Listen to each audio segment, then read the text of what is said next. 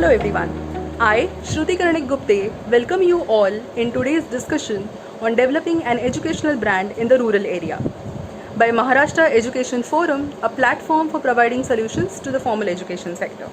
This forum is created for all key managerial persons in the field of education with the intention to form a support group and discuss various business aspects and changes in the external environment affecting the formal education sector. Education is universally acknowledged as one of the key inputs for a balanced socio-economic development.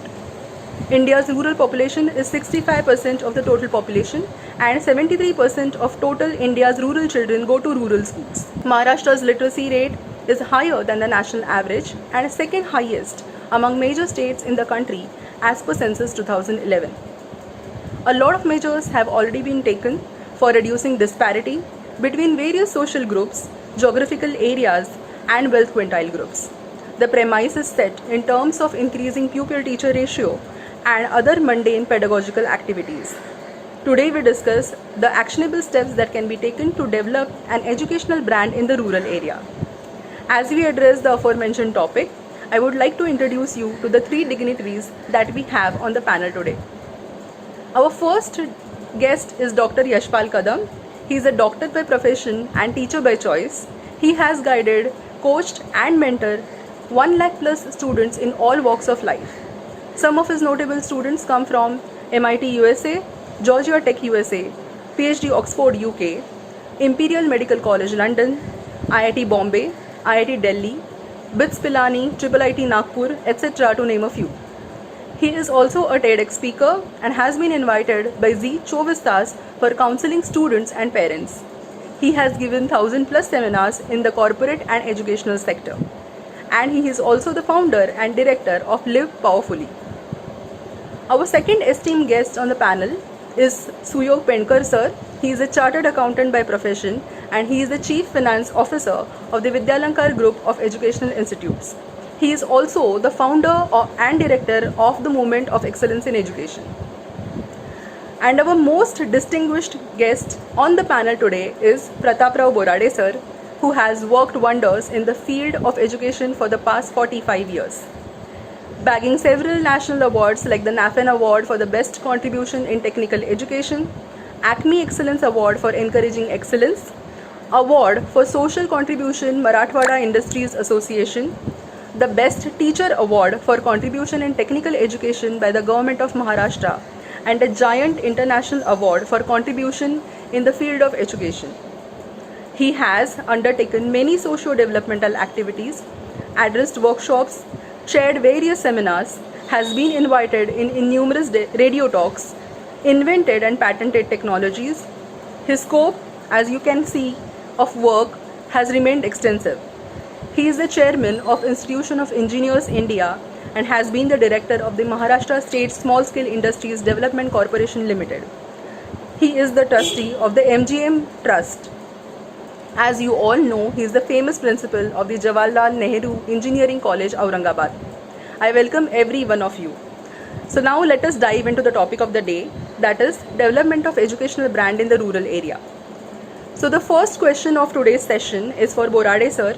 Sir, tell us about the current status of education in the rural area. म्हणजे तुम्ही ज्याला आपण दुरुस्त ग्रामीण म्हणतो अशा ह्याच्यातली मी म्हणजे सुदैवाने किंवा याने महाराष्ट्राच्या ज्या शिक्षणाच्या दूरगामी शिक्षणाच्या दृष्टीनं शेवटपर्यंत शिक्षण पोहोचेल अशा याने आपण ते काम केलेलं होतं.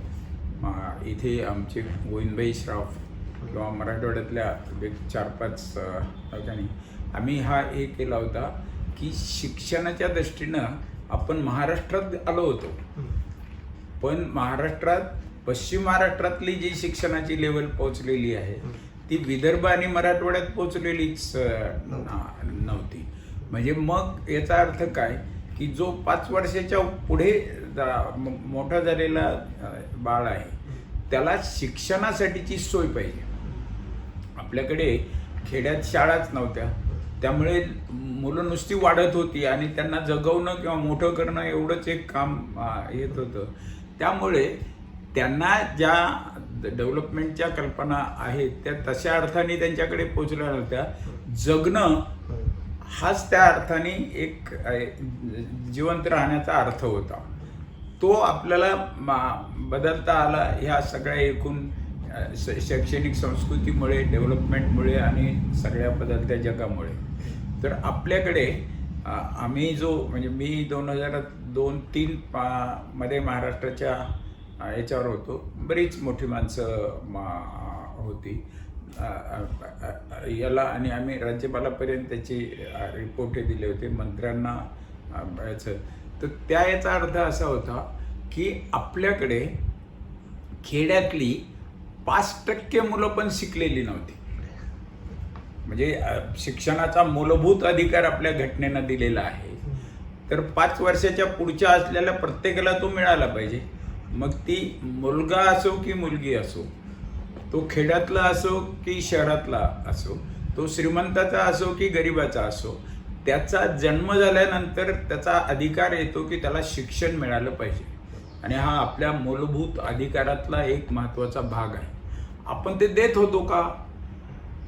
तर आपण देत नव्हतो. म्हणजे पुराच्या पाण्याचं चाललंय तर आपण लोकांना सांगत होतो ते काय, ते पाणी आहे, घ्या, प्या. आता तिथं जाऊन पिऊ शकणारी किती असू शकतील.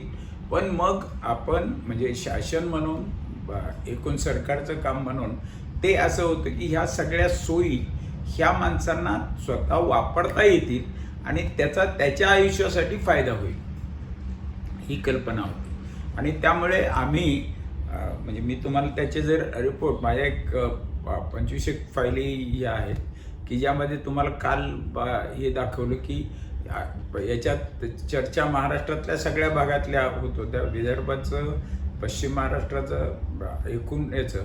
पण याच्यात आम्हाला दिसलं होतं की सुदैवाने पश्चिम महाराष्ट्र हा मुंबई पुणे पट्टा जो बेळगावपर्यंत किंवा कोल्हापूरपर्यंतचा होता, तिकडे शिक्षणाची ही आधीपासून होती, कारण ब्रिटिशांच्या याच्यामुळे ती आलेली होती.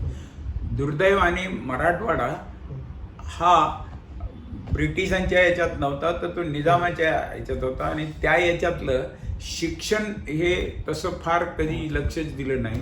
अगदी उशिरा, म्हणजे मला वाटतं 46-47 साली त्यांनी काही शाळा जिल्ह्यातली एखादी, म्हणजे यू वोंट बिलीव्ह, पूर्ण आपल्या मराठवाड्यामध्ये पहिलं 12वी पर्यंतचं, म्हणजे इंटर सायन्स ते म्हणायचे, हे कॉलेज औरंगाबादला सुरू केलं होतं. त्याच्यात फक्त 100 जागा होत्या आणि हे अख्ख्या मराठवाड्यातलं ते सगळं होतं म्हणजे तिथे.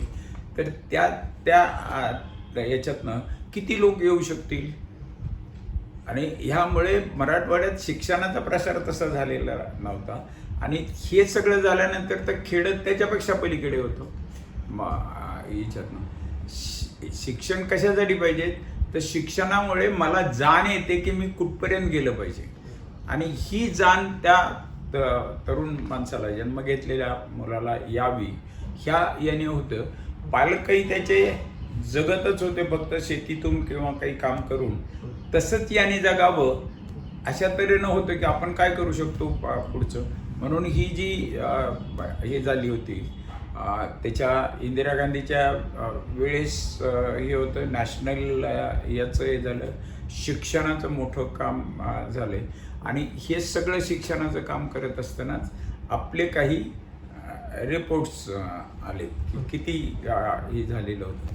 आणि त्यावरून असं कळलं की मराठवाडा आणि विदर्भ हा खूप मागे आहे.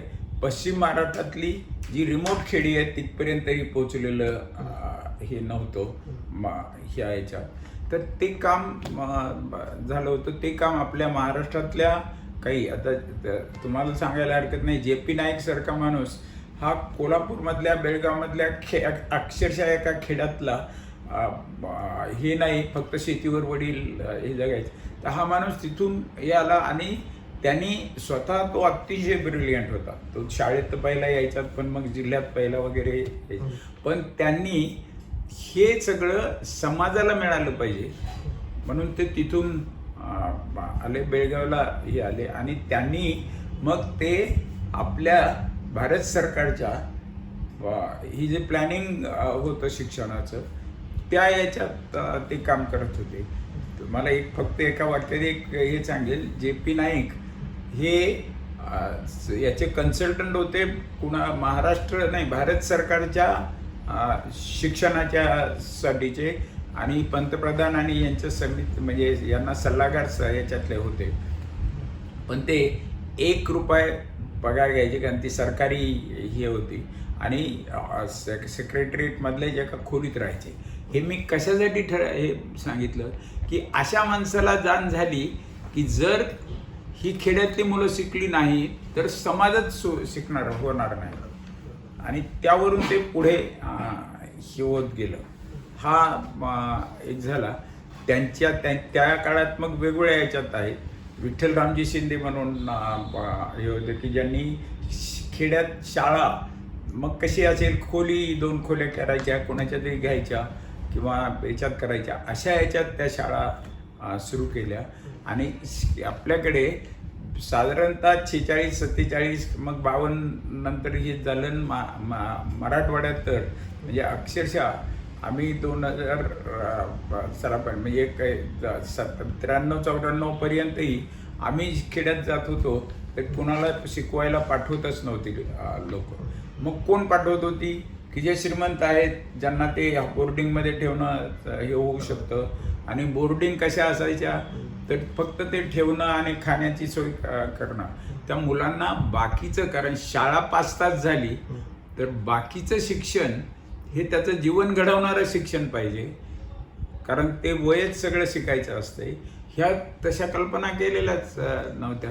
म्हणजे आज आपल्याकडे एक मोठी संस्था यांनी जी काढलेली आहे, म्हणजे सगळे बजाज होते किंवा त्यांनी हे केलेली ती शाळा, जिच्यात मी त्यांचा हेही होतो समितीवर कन्सल्ट, ती आज ती नॅशनल याच्यातल्या 1-2 शाळेच्या लेवलला गेलेली आहे. म्हणजे हे तर हे होऊ शकतं. We can reach. आणि त्यामुळे मुलांना एकदा हे करत झालं तर होतं. फक्त आता तुम्ही जे म्हणताय स्टेटस सध्याचं काय आहे, आता सध्या एज्युकेशन मध्ये आपलं, आता आपण जो प्रवास बघितला, आपण जो केलेला प्रवास, आत्ताची कंडिशन तुम्हाला जर बोलायची असेल तर आत्ता आपण साधारणतः 17 ते 18% मुलं जी शाळेत जायला पाहिजेत अशी मॅट्रिक पर्यंत जातात.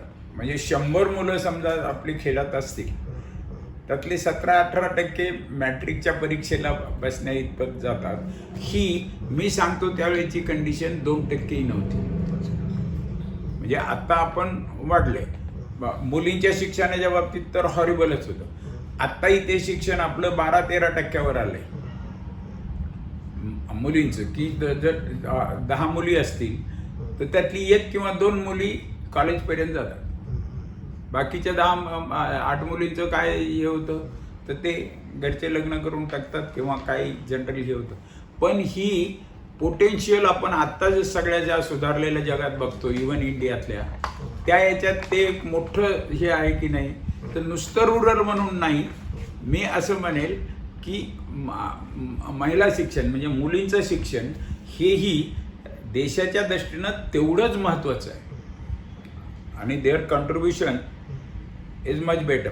त्यांचं हे आम्ही आता मी माझ्या याच्या इंजिनिअरिंग कॉलेजच्या याच्यातून बघतो की आमच्या टॉपर्समध्ये मुलीच नेहमी असतात, किंवा रिझल्ट पर्सेंटेजमध्ये मुलींचं 10%-15% जास्त असतं. याचं कारण काय की त्यांना डिस्ट्रॅक्शन्स फार नसतात, ते कॉन्सन्ट्रेट आणि त्या याच्यात केलेल्या हे आहे.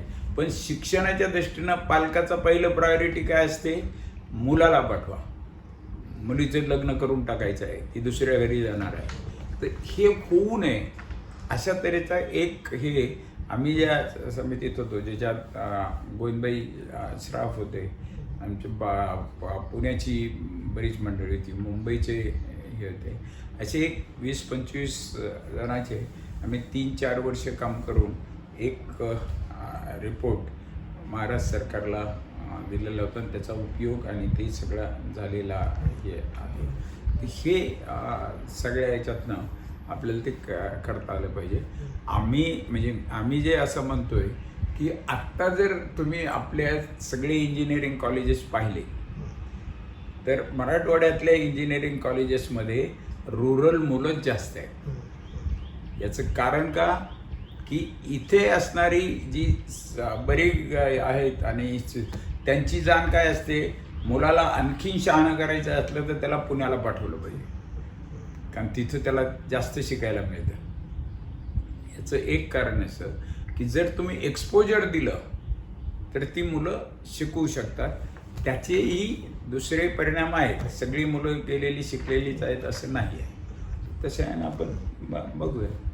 Thank you Borade sir. आम्हाला ग्रामीण शिक्षण संस्थांबद्दल माहिती दिल्याबद्दल धन्यवाद.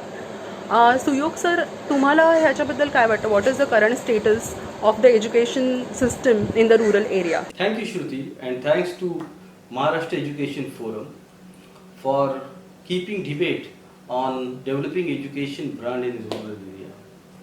This topic is of quite importance because if the rural education system works well, it automatically gets reflected on the economic status of a nation. Moreover, India is a young country.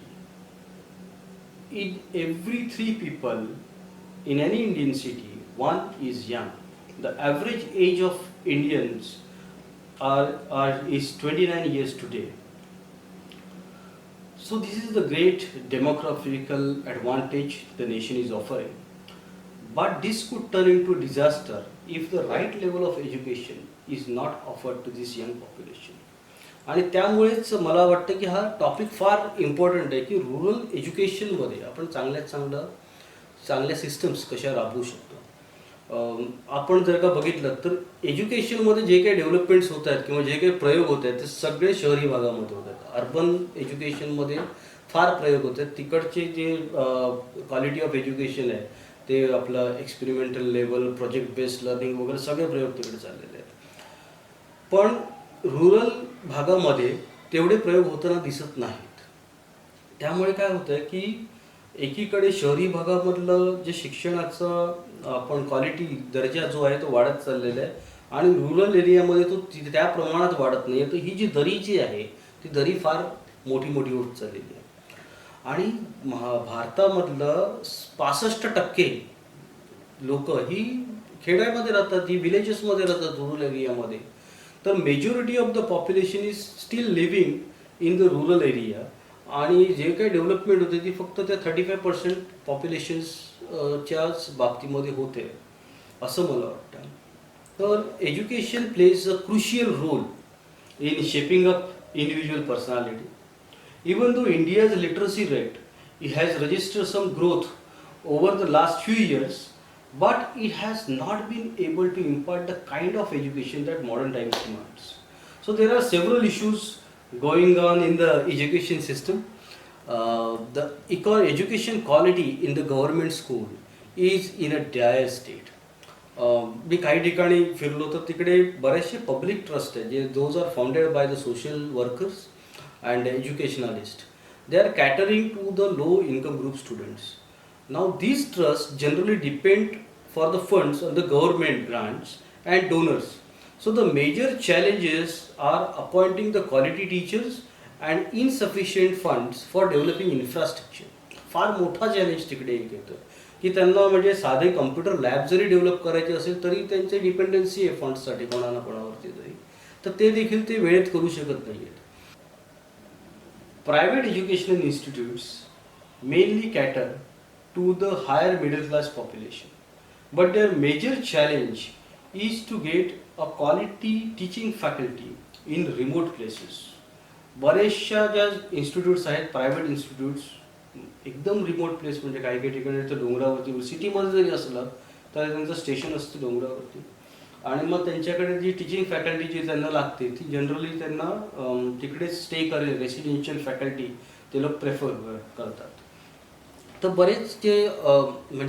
बरेच जे faculties आहेत ते असं shifting करणं त्यांना थोडं कठीण जातं. त्यामुळे तो एक चॅलेंज जो आहे की getting a quality faculty in remote area तो फार मोठा चॅलेंज आहे. After schooling the choices for study available to these rural students are very limited.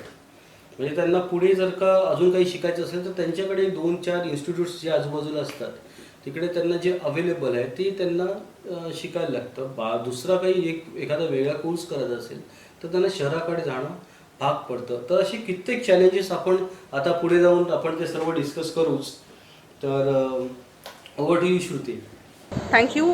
तुम्ही दोघांनी छान माहिती दिल्याबद्दल धन्यवाद. माझा नेक्स्ट प्रश्न आहे बोराडे सरांसाठी. Sir, what is the role of education in the development or the socio economic development of that particular village or the rural area? Particularly, as I said, ki education is not development in the sense of value adding. It is a human development. म्हणजे माणसाला माणूस म्हणून दुसऱ्याला हे करण्याची काय त्याची चिंता करण्याची किंवा त्याच्याबद्दल विचार करण्याची जाण ही शिक्षणातून येते. शिक्षणातून ह्या याच्यातनं येते की अरे मी एकटाच नाही आहे, अनेक आहे. कोणीतरी डोंगरातून आले, कोणी ट्रायबल याच्यातनं आले, कोणी अत्यंत गरीब याच्यातनं आलेत, अशी आहेत आणि तेही तेवढीच हुशार आहे. मग हे त्यांना करता आलं पाहिजे. आणि या बाबतीत ही एक होतं की मुलींच्या बाबतीत आम्ही एक विशेष प्रयत्न केला, त्या समितीनेही केला होता आणि आम्हीही आमच्या कॉलेजमध्ये केला की पहिले 10 वर्ष JNECमध्ये मुलींना फीस माफ होती. कारण पालकाला एक मुलगा आणि एक मुलगी असेल तर तो सांगायचा की मुलाला पाठवूयात इंजिनिअरिंग कॉलेजला, मुलीचं लग्नच करून टाकायचं आहे. तर त्या याच्यामुळे आमचे चेअरमननी आणि मॅनेजमेंटनी हे ठरवलं की नाही, यांची फीसही होती किती त्यावेळेस काही 17-18 हजारात वर्षभराची फीस होती, पण तेही देण्याची हे नव्हती. त्यामुळे JNECमध्ये पहिल्यांदा मुलींना ॲडमिशन त्या ह्या व्हायच्या, नाही तर गव्हर्नमेंटमध्ये फ्री असूनही मुली जायच्या नाहीत. याचं एक कारण असं की शिक्षण म्हणजे महाग आणि ते करून काय करणार आहेत, त्या नोकरीच करणार आहेत वगैरे अशा तरी. पण त्याचा फरक आता हे झाला आहे की त्या मुलीमुळे ते अख्खं घर बदलतं. तिची मुलं ती जास्त चांगल्या तऱ्हेनं डेव्हलप होतात. हे आम्ही अनुभवलं आहे, त्याचे परिणाम आलेत. आमच्या ज्या जनरल युनिव्हर्सिटीच्या मेरिट लिस्ट पाहिल्या तर तुम्ही त्यात बघाल की त्यात मुली जास्त हे करून असतात, कारण ते एकाच घरातून आलेले असलं तरी मुलीचे हे जास्त होतात, कारण त्याचं कॉन्सन्ट्रेशन आणि काम करण्याच्या पद्धतीचं हा परिणाम होतो. आणि म्हणजे हे सगळं आम्ही पाहिलेलं हे आहे. तर यामध्ये आत्ता तुम्ही जे म्हणताय की खेड्यात का गरज आहे, की आत्ता खेडी ही आत्तापर्यंत अशी होती की शेतीचा माल तो शहरात आणून हे करायचा आणि मिनिमम काय असेल तेवढं द्यायचं, बाकीचं ते जे आडते आणायचे किंवा व्यापारी आणायचे ते घ्यायचे. हापूस आंब्याचं काय होतं किंवा कुठल्याही फळबागाचं काय होतं की तिथून थ्रो अवे प्राईसला आणायचं आणि बेनिफिट घ्यायचं. म्हणजे शेतकऱ्याला 10% पण त्याचा सगळा बेनिफिट मिळत नव्हता. त्याचं हे असं असायचं की माझं घर चाललंय आणि मला पुन्हा पुढचं शेती करता येते, एवढ्यावरच तो खुश असायचा. पण ज्यावेळेस तुम्ही मार्केटिंग करता, म्हणून महाराष्ट्र सरकारने त्यासाठी पहिला हे केला होता की त्यांनी खेड्यातल्या शेतीच्या मार्केट कमिट्या केल्या की ज्याच्यात ते शेतकरीच असले पाहिजेत, व्यापारीही असतील, बाकी सरकारी माणसंही असतील, आणि त्या सगळ्यांनी मिळून त्या शेतीचा भाव योग्य येतो की नाही तो बघायचा. आणि आत्ता तुम्हाला मी एक आनंदाची गोष्ट सांगतोय की काल परवा सरकारने सांगितलं की आत्ता शेतकरी त्याचा माल कुठेही स्वतः विकू शकतो. पूर्वी काय व्हायचंय की आपल्या मराठवाड्यात कापूस जास्त व्हायचा, पण सरकारी नियमाप्रमाणे असं असायचं की कापूस जिल्ह्याच्या बाहेर न्यायचा नाही. म्हणजे काय, तर त्या जिल्ह्यातले व्यापारी ते घेणार आणि त्यांना पाहिजे तिथे त्यांना पाहिजे त्यावेळेस विकणार. हा हे होता. म्हणजे बेनिफिट ज्या शेतकऱ्याने वर्षभर काम केले त्याला किती मिळणार, आणि त्याच्याऐवजी त्याच्यापेक्षा जास्त केवळ ट्रेडिंग करता येतं, माहिती आहे बाजाराची, अशांना हे करणार. आणि आपल्याकडे म्हणजे पर्टिक्युलरली मराठवाड्यात हैदराबाद जवळचं होतं आणि तिकडे जायचं हे होतं, पण त्या बॉर्डरवर गाड्या थांबत होत्या, ट्रक नाही जाऊ द्यायचं, कारण मराठवाड्याच्या बाहेर नाही जाऊ द्यायचं आपल्या जिल्ह्याच्या बाहेर. तर आत्ता परवाचं जे एक हे असं आहे की आत्ता शेतकऱ्याला त्याचा माल कुठेही विकता येईल, म्हणजे तो एक्सपोर्ट पण करता येईल. याचं एक कारण सांगतो की जळगावकडे ज्यावेळेस तिथले ते आंबे तयार होतात, तर ते तिथले सीताफळं, ती सीताफळं ती तिथून एक्सपोर्ट व्हायची मिडल ईस्टमध्ये आणि तिकडे आईस्क्रीमसाठी आणि याच्यासाठी वापरायची. पण मग ते इथल्या शेतकऱ्याला मिळायचं का नाही, तर ते the most of the portion use to go to this इंडस्ट्रीचं. तसं होत नाही. इंडस्ट्रीत मी एखादा माल तयार केला तर मला साधारणतः दुसऱ्या याला मिळेल तेवढं 5% 10% हे मलाही मिळते आणि बाकीचा ट्रेड करणाऱ्यालाही 5-10% हे मिळतो. फक्त त्याच्यात त्याची इन्व्हॉल्वमेंट ही फक्त त्याच्या पैशाची असते.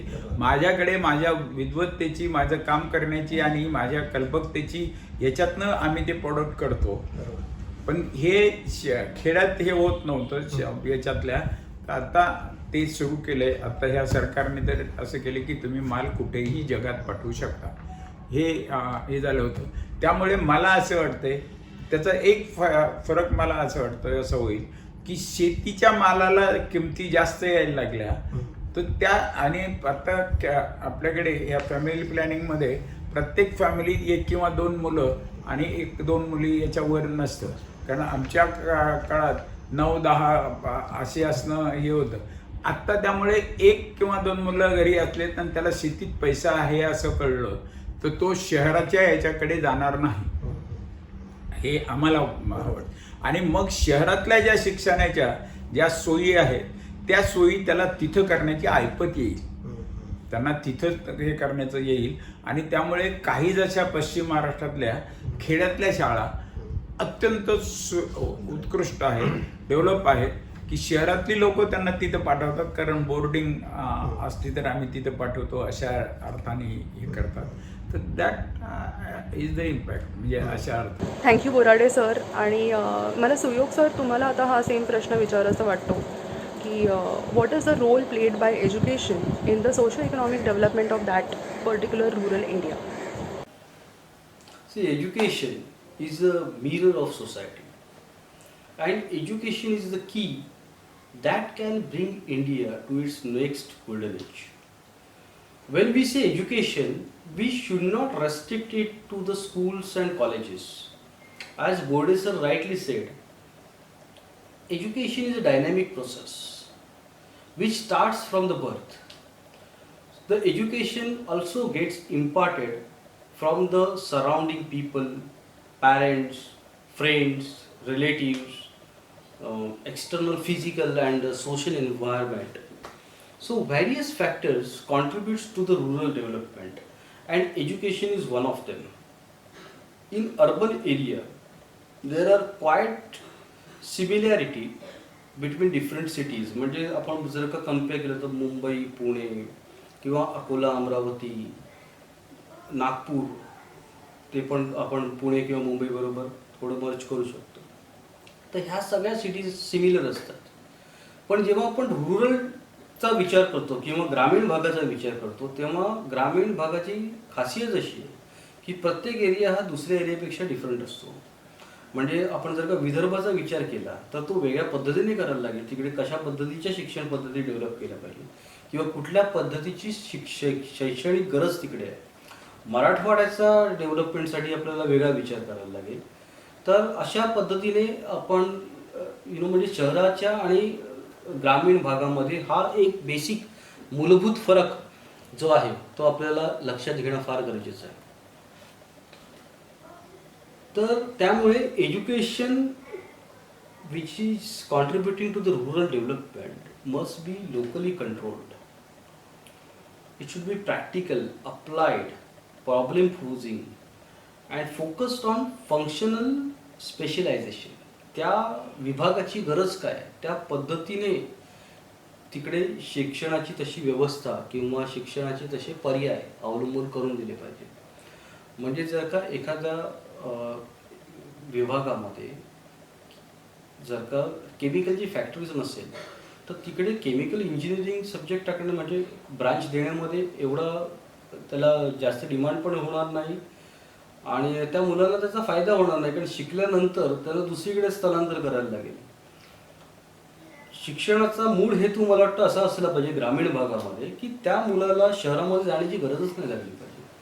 त्याला तुम्ही अशा पद्धतीचं शिक्षण द्या जिकडे तो तिथेच सेटल होऊ शकेल, त्याच्यासाठी तिकडे रोजगार उपलब्ध होऊ शकेल किंवा रोजगाराच्या संधी उपलब्ध होऊ शकेल. रोजगार म्हणजे फक्त नोकरी असं नाही, बरेचसे जोडधंदे उद्योगधंदे जे आहेत, जे MIDCला लागणाऱ्या ज्या गोष्टी आहेत त्या पुरवण्यासाठी बरेचसे उद्योगधंदे अवेलेबल असतात, तर ते त्याला तिकडे करता येतील अशा पद्धतीने त्याचे चॉईसेस तिकडे मला वाटतं ठेवायला हवं.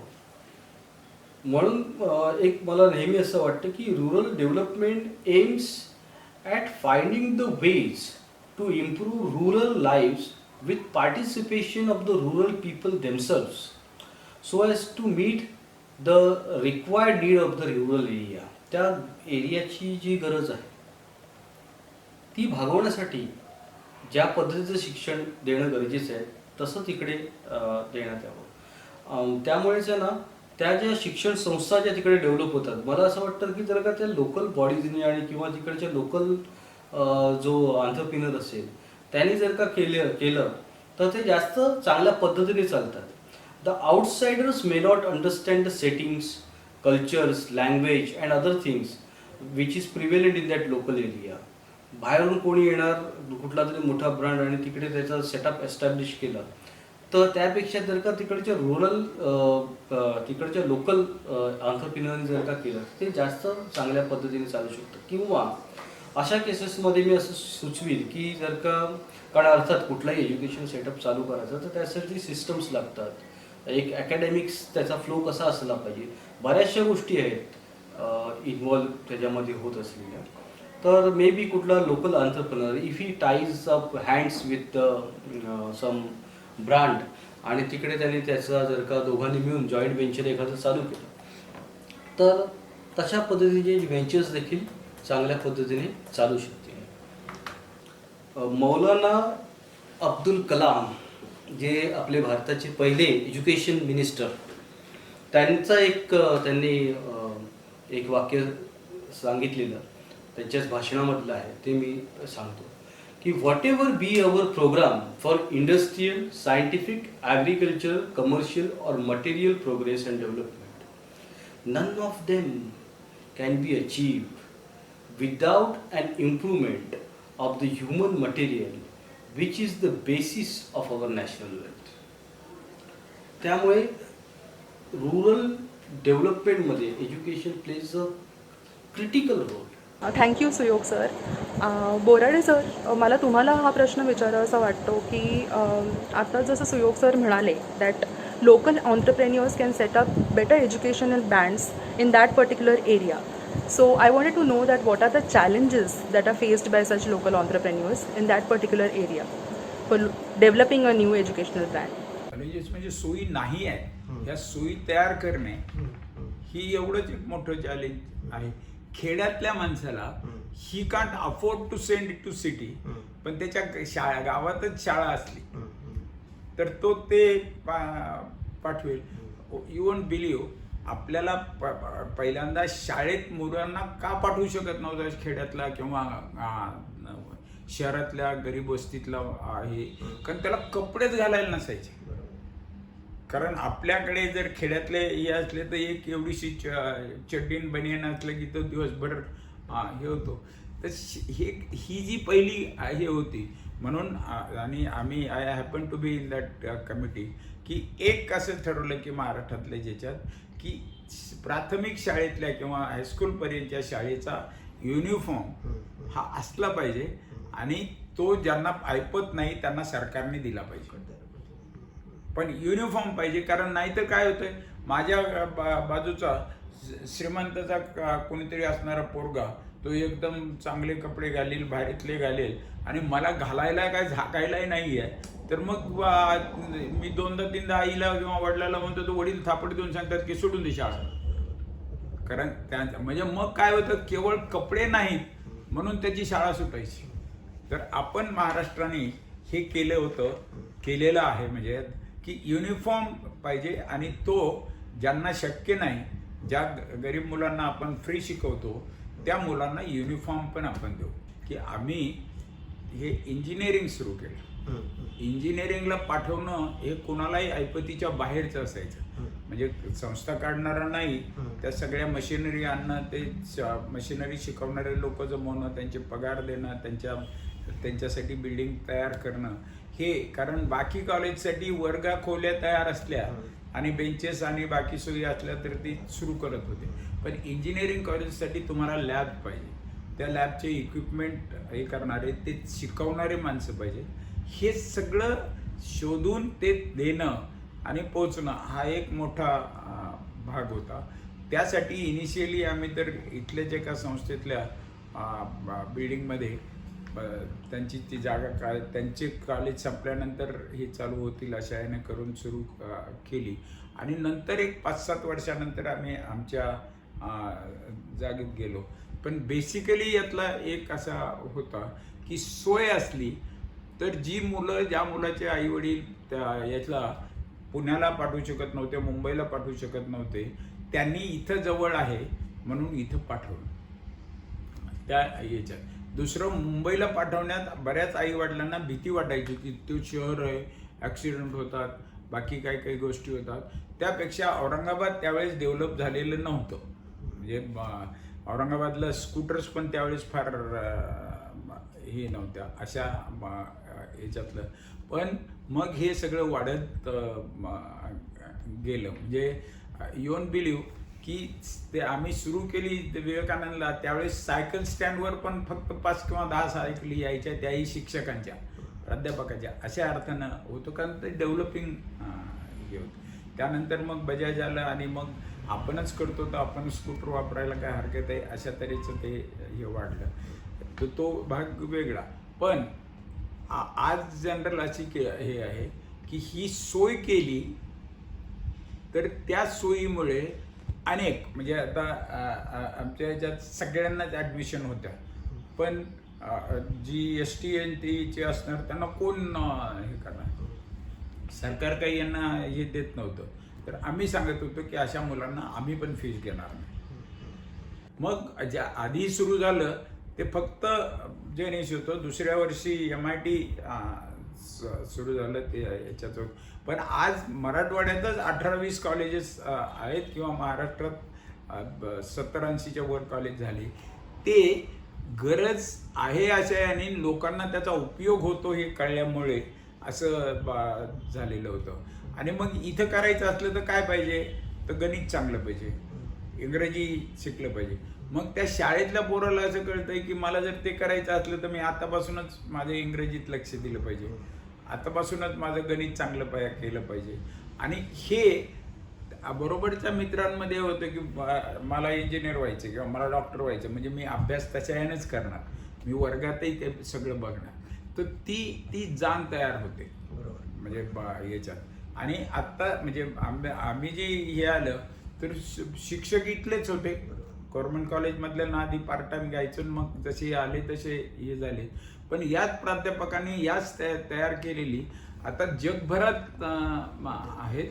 अमेरिकेत साधारणतः 700 ते 800 JNECचे विद्यार्थी they are on senior executive post, म्हणजे अशातून याच्यातून आहेत. आता आमचं एक गेट टुगेदर झालं होतं, अल्युमिनी गेट टुगेदर, तर 2,000-2,2500 पोरं आली होती. तर 17 देशातली मुलं होती, आपले स्टुडंट असणार. आणि देशातल्या सगळ्या स्टेटमधून होती, म्हणजे जम्मू काश्मीर असो की शिलाँग असो की खाली केरळा असो, ही मुलं येत होती. आणि त्याचा एक फायदा असा झाला की त्या मुलाला आपला देश कळला. आणि जी आता ह्या सगळ्या ह्याच्यातला एक होता, इथंही हे पाहिलं की तुम्ही जर भेटायला लागला आणि तुम्हाला जर तो समाज कळला तर ती ॲफिनिटी तयार होते की येस आय नो इट, ते तसे ते लोक नाही आहेत, त्यांना गरज असते. आणि अशा अर्थाने ती मदत होती. आणि तो म्हणजे शेवटी देश उभा करण्यासाठी, एकजूट निर्माण करण्यासाठी असं शिक्षण उपयोगी होतं. आता चॅलेंजेस खूप आहेत. म्हणजे आज अनफॉर्च्युनेटली झालं काय, ही जी आम्ही जे म्हणालो होतो सर्वापर्यंत शिक्षण गेलं पाहिजे, सर्वपर्यंत शिक्षण गेलं पाहिजे, तर त्याच्यातला एक असा झाला होता की परीक्षा पद्धत आपल्या पहिली दुसरी तिसरी अशा परीक्षा पास व्हायचे आणि ज्या पोरांना येत नाही त्यातलं ते सांगायचे की तू नापास. ते 2दा नापास झाला की बाप त्याला सांगायचे की जा बस घरी, कशाला हे करायचं. तर मग पुन्हा हे याच्या शैक्षणिक डेव्हलपमेंटचाच विचार म्हणून असं झालं की नापास झाल्यामुळे त्याचं वरचं वर्गात जाणं थांबवू नका, त्याला वर जाऊ द्या. आणि हे तुम्हाला का सांगतो की याचा एक हे कसं की अमेरिकेत, आता माझा मुलगा तिथे असल्यामुळे आपले स्टुडंट सगळीकडे असल्यामुळे वेगवेगळ्या ठिकाणी जातो, त्यांच्याकडे कॉलेजला किंवा यालाही असं आहे की तू हे दे परीक्षा, जेवढे विषय निघाले ते तू पास झालास. जर तुझे 2 किंवा 3 विषय राहिले असले तरी तू वरच्या वर्गात जा आणि ते 3 विषयही काढ, म्हणजे ती जिम्मेदारी तुझीच आहे. म्हणजे हे समजा तू 4ही वर्ष काढलीस किंवा 3ही वर्षे ग्रॅज्युएशनची काढलीस आणि नाही झालं तर तुला ते सगळे विषय काढावे लागतील. त्याचा एक हे झाला की माझी वयाप्रमाणे जाणही वाढते आणि ज्यावेळेस माझी जाण वाढते मी वरच्या वर्गात जातो आणि मला कळतं की अरे हे तर फार सोपं होतं ना, आपण का नाही केलं. मग मी पुन्हा जिद्दीनं ते करायला जातो की मी हा विषय काढतो. त्यामुळे आता आपल्याकडे ATKT या युनिव्हर्सिटीत सुरू झालेलं होतं, त्यातला हेच होतं की ठीक आहे कसं होत नाही, मग मी हे काढून करतो. त्याचा फायदा जी अशी थांबलेली मुलं असतात ती सरकतात आणि तुम्हाला त्या एरियातलं, आत्ता तुम्ही मला सांगा की पूर्ण जाणीव किंवा पूर्ण नॉलेज असणारा कोणी असू शकेल का आपल्याकडे? नाही. Even doctors who have done postgraduate or higher things, आता the corona has taught them that you don't know, that is, and therefore now आपल्या देशातच जवळजवळ 150-200 लॅबमध्ये याच्यावर काम चालू आहे. याचा अर्थ the education is to be taken as challenge आणि do it, but people have to be made ready for it. म्हणजे ती त्या चॅलेंज घेण्यासाठी ते तयार केले पाहिजे. आजही खेड्यातून शिक्षणाचं प्रमाण वाढलंय. आता जर तुम्ही शहरातल्या इंजिनिअरिंग कॉलेजेसला हे पाहिले, इव्हन गव्हर्नमेंट कॉलेजला, तर खेड्यातल्या मुलांचं प्रमाण खूप वाढलेलं आहे येण्याचं.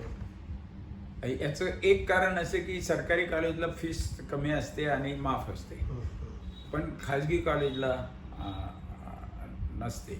त्या याच्यातल्या काही कॉलेजेस त्यांना हे करतात की पहिल्या येणाऱ्या मुलाला फीस नाही किंवा असेल, त्यामुळे त्यांना टॅलेंटही मिळतं आणि जास्त मुलं अट्रॅक्ट होतात, त्याचाही फायदा होतो.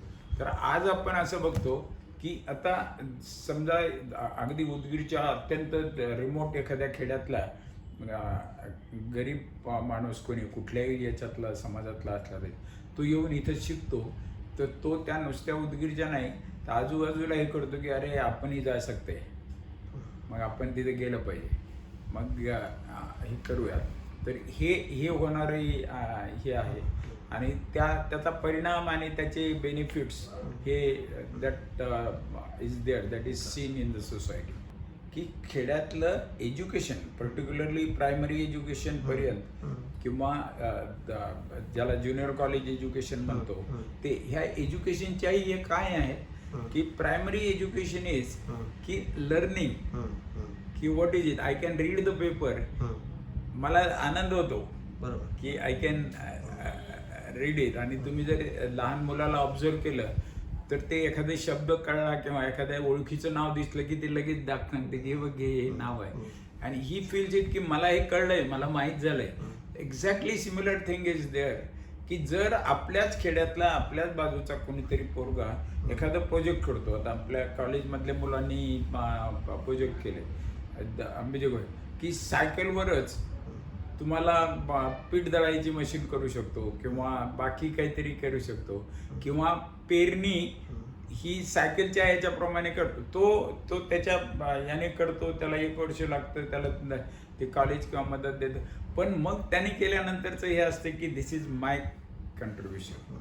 आणि हे तयार होणं यालाच नवीन क्रिएटर्स तयार करतो आपण, नवीन निर्मिती करणारे तयार करतो.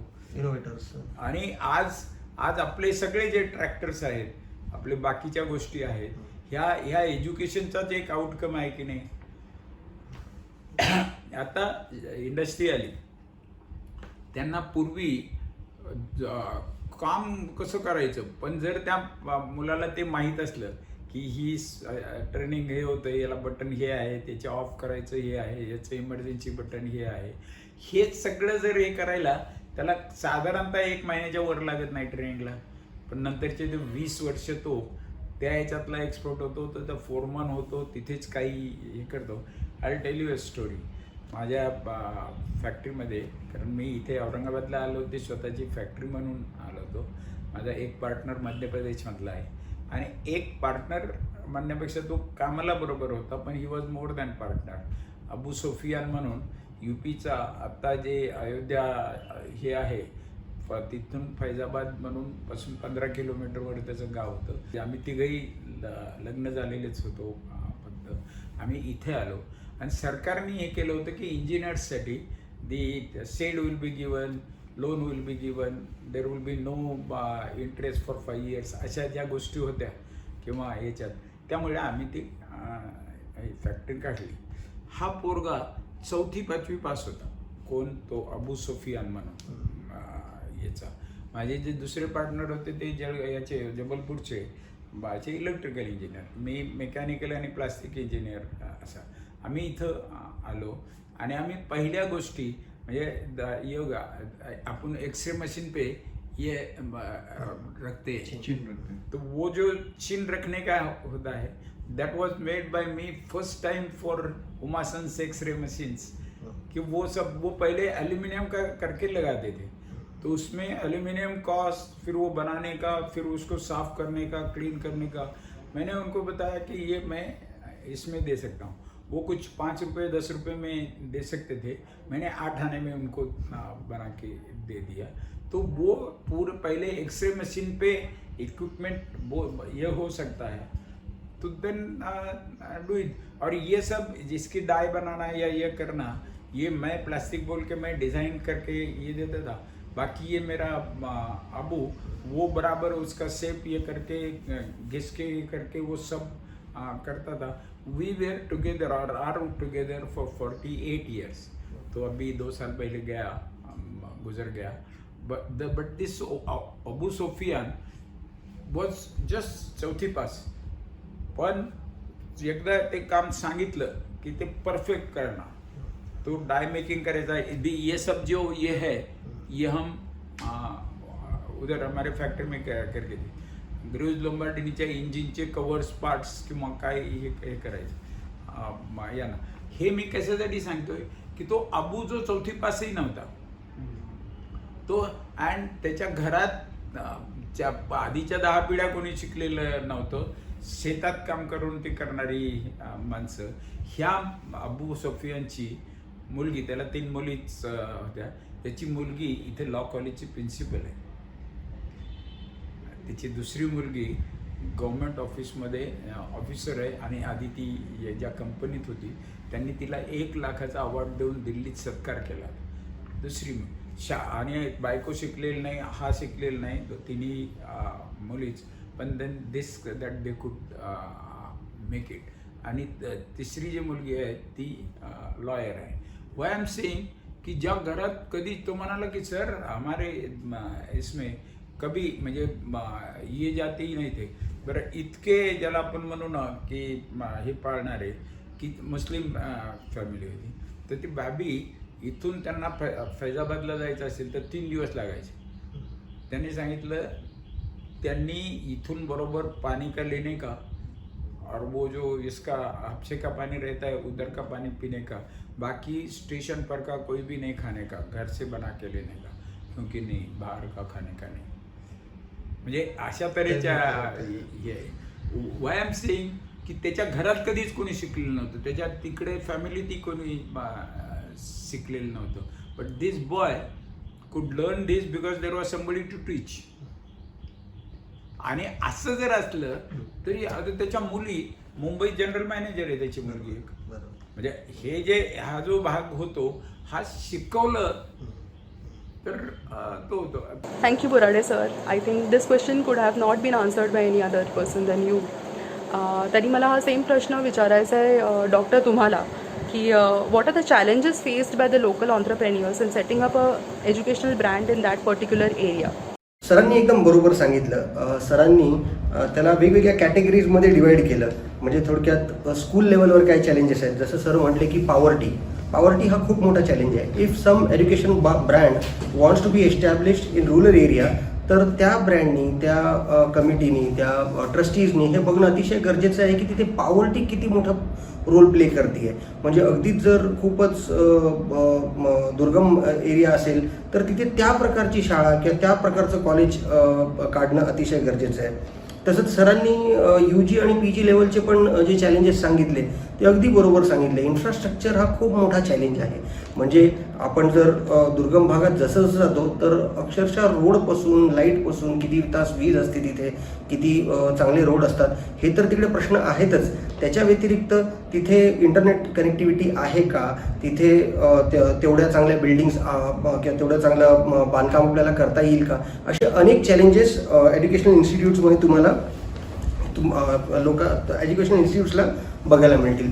दुसरी एक गोष्ट महत्त्वाची बोराडे सरांनी जी सांगितली ती आहे डिमांड सप्लाय गॅप. म्हणजे अगदी समजा आपल्या एरियामध्ये, आपल्या समजा ग्रामीण भागामध्ये एखाद्या गोष्टीचा डिमांडच नाही आहे आणि आपण जर तिकडे त्याचं कॉलेज जर काढलं तर त्याला काही फारसा प्रतिसाद मिळणं अवघड आहे.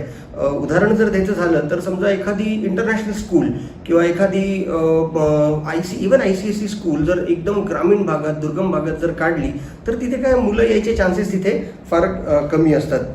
आता दुसरी एक गोष्ट लक्षात आलेली आहे की ग्रामीण भागामध्ये एज्युकेशन आहे अवेलेबल, नाही आहे असं नाही आहे, पण क्वालिटी एज्युकेशन आहे का अवेलेबल, हा एक खूप मोठा प्रश्न येतो. म्हणजे जरी शाळा आल्या तरी त्या शाळा कितपत क्वालिटी एज्युकेशन देत आहेत, त्याचे टीचर्स आहेत तिकडचे, ते कितपत क्वालिटी शिकवणी शिकवत आहेत, ह्याच्यावर पण एक मोठा प्रश्नचिन्ह निर्माण होतो. आणि शेवटी जर सांगायचं झालं की प्रत्येक घरामध्ये एक चांगला फ्युचर असणारा चांगला युवा किंवा चांगला मुलगा किंवा चांगल्या क्वालिटीज असतातच. जसं बोराडे सरांनी आता अबू सुफियान या त्यांच्या मित्राचं, त्यांच्या पार्टनरचं नाव सांगितलं आणि त्यांची जी स्टोरी सांगितली ती खरंच इन्स्पायरिंग होती. असे अबू सुफियान आपल्या महाराष्ट्रामध्ये, आपल्या रुरल भागामध्ये, ग्रामीण भागामध्ये घरोघरी सापडतील. फक्त गरज आहे त्या अबू सुफियानसारख्या लोकांपर्यंत पोहोचायची आणि त्यांच्या क्वालिटीजला, त्यांच्यामध्ये ज्या क्वालिटीज लपलेल्या आहेत त्याला बाहेर काढायची. मला हे वाटतं. Shruti, over to you. Thank you doctor. आणि Borade sir, I wanted to know from you that how does setting up an educational brand help in character development of the rural children. Particularly ज्याला खेड्यातलं याच्यातलं डेव्हलप करायचं, खेडं डेव्हलप करायचं, खेड्यातल्या डेव्हलपमेंटसाठी contribution करायचं, बरोबर. ते हे होतं. आय टेल यू, मी शेलूच्या एका शाळेतला आणि ती स्वातंत्र्य सैनिकांनी सुरू केलेली शाळा. म्हणजे इथे जी निजामाने सुरू केलेलं होतं त्या शाळेत, त्या इंटर स्कूलमध्ये त्यांनी वंदे मातरम म्हटल्यामुळे त्यांना शाळा सोडाव्या लागल्या होत्या. त्यात गोविंदभाई सराफ होते, आनंद भालेराव होते, माझे प्रिन्सिपल जे होते ते होते, सोनाजी कुलकर्णी, असे 10-12 लोकांनी मिळून मग सेलूला एक शाळा काढली.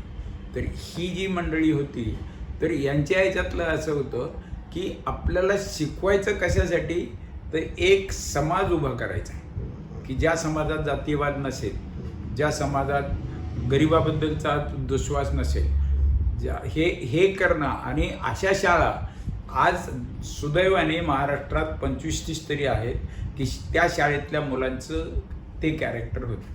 म्हणजे ह्या अशा ह्याच्यातून तर तो भाग हे होतो. आणि हे करायचं असेल तर तुम्ही जे म्हणाले की शेतीच्या खेड्याच्या सुधारण्यासाठी काय आहे, अहो शेतकऱ्यांना तुम्ही मेकॅनिक म्हणजे ITI ट्रेनिंग आम्ही इथं त्यासाठी सुरू केली होती. इथं मी I was on that committee. जिंतूरला एक हे केलं, जालन्याला एक पॉलिटेक्निक दिलं, ITI याला दिलं की प्रत्येक तालुक्याच्या किंवा याच्या ठिकाणी ITI द्या. Let him know how to weld. Fitting कसं करता येईल तेवढं त्याला करू द्या. सुतारकीचं येतंय, पण एक्झॅक्टली जॉईंट करायचे असले आणि ते फास्ट करायचे असले तर पुन्हा लाकूड हे करायचं असलं तर कसं करावं याचं थोडं टेक्निक नॉलेज दिलं तर तो म्हणतो अरे हो माझा बाप करायचा असा. But then he knows it की why this is to be done. They were doing it. आत्ता त्याला कळतंय व्हाय. कारण नुसतं how is in not enough, why is also necessary. तर हे सगळं शिक्षण आपण खेड्यातल्या ह्याच्यात देऊ. आता तुम्हाला मी जनरल हे सांगतो की छोट्या ज्या खेड्यातल्या गोष्टी असतात या जर अरे बाळू ह्या जर आपण जरा सुरू केलं त्या ह्याच्यातून द्यायला तर ती मुलं हे होऊ शकतात. कुठली शेतात आता मॉडर्न अवजारं चालली. वाय कांट वी से. आम्ही माझ्या वर्गातलाच माझ्या गावातला त्याचं नाव गुलशेर म्हणून आम्ही 4थी पासूनचे दोस्त. आजही माझा इथे सत्कार झाला तर तो आला होता. घरच्या गरिबीमुळे तो शिकू शकला नाही, पण आजही तो इथे येत होतो. अभि वो क्या करता है, त्याने केलंय काय तर गावात ह्या मोटरी आल्या तर वायरिंग करून देणारे आधी बाहेरून यायचे. वायरिंग केल्यानंतर हे गेलं फ्यूज. यांनी काम करणाऱ्याला पाहिलं नंतर लक्षात ठेवलं. नाव he is repairing motors, electric pumps and others for at least 4 talukas. त्याच्याकडे गाडी आहे और हे आहे. याचं कारण असं की इलेक्ट्रिक मोटरचं बघायचं तर 3-4 पॉइंट रहते कि स्विच के यहाँ देखने का, फ्यूज गया क्या देखने का, अगर वाइंडिंग गया तो ले आने का, वो वाइंडिंग कहाँ जल गई है वो दिखता है, उतना ये करके कितने राउंड्स बन. Believe me now he is most demanded person. म्हणजे त्याला ते म्हणे त्याचे 1-2 तिथं शेत आहेत. तो म्हणलं शेत ते म्हणे मला करतात अधिकाऱ्याला सांगितले की अरे वो हमको वो चाहिए तो वो दे देत आहे. कारण त्याची मोटर मी दुरुस्त करतो लाईक दॅट. म्हणजे आता हे करता येते. हे आजही खेड्यात गरज आहे. तुम्ही लहानपणी डिझेल इंजिन खेड्यातलं ते पंप मारून सुरू कर, ते बंद झालं की शहरात न्यावं लागायचे की नाही. मग तिथं एक मेकॅनिक असायचा, मग तो सगळं उघडून हे करायचा. आत्ता हा एक 5-10 गावाचं याने त्याच्याच घरासमोर एक सुरू केलं, तो तिथं इंजिन दुरुस्त करून ठेवतो. किंवा बऱ्याच याच्यात ते सांगतो की आमचा कशाला मीच येतो तिथं 5-10 मोटरसायकल पे जाता है क्या करणे काय तिथे करतो. बेरिंग असलं तर बेरिंग बदलतो येतो. नाव ही इज म्हणजे त्याला मी म्हटलो की अरे माझ्या एवढं ओळखी नाही तेवढं. अरे ते म्हणे तुझं काय काम होतं, एकदा तुझ्याकडे पोरगं ठेवलं की त्यांनी बाकी काही काय काम नसतं तुझ्याकडे. माझं काम त्यांची मोटर खराब झाली की माझ्याकडेच असते. त्यांचं मोटरसायकलला काही झालं की ते येतातच. त्यामुळे त्यांची मला ओळख जास्त ठेवावी लागते त्यांना. कारण आम्ही जेव्हा जातो तो कुणीतरी हे सांगतो की गय गुलशेर भाई म्हणजे हे तर तसं आहे. आज त्याची गरज आहे की नाही. बरोबर. आणि ITI आपण ITI म्हणजे जनरल काय होतं खेड्यासाठी लागणारी ती माणसं आणि प्रत्येक टाउनशिपच्या आजूबाजूला ते लागतात. हे बरोबर आहे की नाही. तर हे मला वाटते या प्रकारचं एज्युकेशन दिलं पाहिजे. ITI हे शिकण्यासाठी खरं म्हणजे आता ते म्हणजे याचे रिपोर्ट ही एवढे आहेत की आम्ही जवळजवळ 2-2 वर्ष महिन्यातून 2 मिटिंगा सकाळी 10ला सुरू व्हायची मंत्रालयात ते संध्याकाळी 6-7 पर्यंत हे असायचं. आम्ही 3-4 मिनिस्टर्स ते हे केलेत. आपले जयंत पाटील शिक्षण मंत्री असताना त्यांना ऐकलेलं. विलासराव देशमुख एकदा माझ्या कमिटीच्याच वेळेस ते चेअरमन असायचे मंत्री म्हणून. हा राजेश टोपेपर्यंत हे केलेलं आहे. त्यामुळे विलासराव देशमुख पासून राजेश टोपेपर्यंतचे ही बरं त्या मंत्र्यांना काय करायचं असतं की अरे आम्ही कोटी रुपये सँक्शन करतो की हे एक्झॅक्टली लेटेस्ट लर्न की काय हे होतं. मग ते आले की त्यांचे सेक्रेटरी यायचे आणि मग त्याच्यातल्या आम्ही चुका सांगायचो की काय आपल्याला इम्प्रूव्ह करता येतं आणि ते करतात. That is there. तर आज गंमत कशी आहे, आज मुलांचं शिक्षण आणि त्याची हे वाढलेली आहे. फक्त झालंय काय की शहरात बद्दल. आता तुम्हाला एक गंमत सांगतो. तुमच्या मुली हे नसते. मुलगा जर लग्नाचा असेल तो वो लड़की बोलती है की शहरात असला पुण्यात असला तर मला त्याच्याशी लग्न करायचं. वो इंजीनियर है लेकिन औरंगाबाद में है या जालना में है, तो सीसीज नहीं वहाँ है क्या, पूना में फ्लैट है क्या, वो सी में भी फ्रॉम बीड और सी में भी फ्रॉम उस्मानाबाद, लेकिन उसको जाना कहाँ है, पुणा में जाना. तसं हे झालंय का की खेड्यातलं जे आपलं एकूण हे होतं त्याला फॅमिली प्रेशर्स ती शहरात राहत नाही. 2 जने फिर अपने 2 जने के इसमें हे हो रहा है, ही याची निगेटिव्ह बाब आहे. ती असायची गरज नाही आहे. पण ती आता असं असण्याचं हे कारण बिलीव्ह मी, माझा एक पुतण्या आहे, he has done engineering, then Symbiosis में से MBA हो गया, दिल्ली में काम किया, बेंगलोर काम किया, बॉम्बे में. तर ते गेली आता तो ही इज अराउंड 29-30 का है. तर म्हणून काय, तर त्याला आधी असं होतं की मला मुलगी पाहिजे बेंगलोरला राहणारी, जब समजो आधी ती. आत्ता गंमत अशी होती की तो सगळं करत करत आईवडिलांना एकुलता एक असल्यामुळे आणि खूप शेती आणि हे असल्यामुळे त्याला इथे यायचं, इथं बंगला आहे. तर ती पोरगी म्हणते की औरंगाबाद में बंगला हो तो भी मुझे नहीं चाहिए. म्हणजे आता पालकांचा प्रॉब्लेम कसा, तिची काय बरं ती पोरगी म्हणजे मला नाही करायचं. अच्छा, आई बापाचं हे कसं असतं की माझ्या घरातूनच जाणार आहे तर आम्हाला तर तिचं लग्न करून द्यायचं, कुठेही तिनं करावं. हे problem they are the problems of the society. हे नाही आहेत असे, हे नाही आहेत. तो होतो. मैं बम्बई में जनरल मॅनेजर था किंवा गुजरातमध्ये होतो किंवा, पण जनरल असं की when I decided, my wife said की मी कुठेही तयार आहे. आम्ही गुजरातमध्ये I was there for 7 years वापीमध्ये हे होतं. आणि त्याचा एक फायदा कसा झाला, आम्हाला we had a habit of staying with people around. Thank you Borade sir आणि for sharing your experiences and insights. I would also like to ask you in continuation with the same topic that how or what should be the teacher training programs that should be implemented in such areas. टीचर्सला train करण्यासाठीचा याच्यातला एक असा की त्याची मानसिकता that he is a developer of future society. पुढचा समाज कसा पाहिजे, त्याची मुलं त्याची मुली जिथे वाढणार आहेत तो समाज कसा पाहिजे, कारण हा शिकवणार आहे, हा तो काय करणार आहे, तो पुढचा समाज तयार करणार आहे, पुढचे इंजिनियर्स तयार करणार आहे. Suppose a engineering college teacher doesn't give the best knowledge और the thing required for the engineer to work in the industry or any development thing, what will happen, he will get only the job. पण मग ती industry develop होईल का, नाही. त्या इंडस्ट्रीने केलेलं product त्या शेतकऱ्याला किंवा त्या युजरला हे होईल का. आपल्याकडे आधी यानेच बजाजनेच केलेल्या मोपेड होत्या, ते करत करत करत आता आपण मोटरसायकलच्या कोणत्या लेवलपर्यंत गेलोय आणि त्याचा समाजाला फायदा झाला की नाही.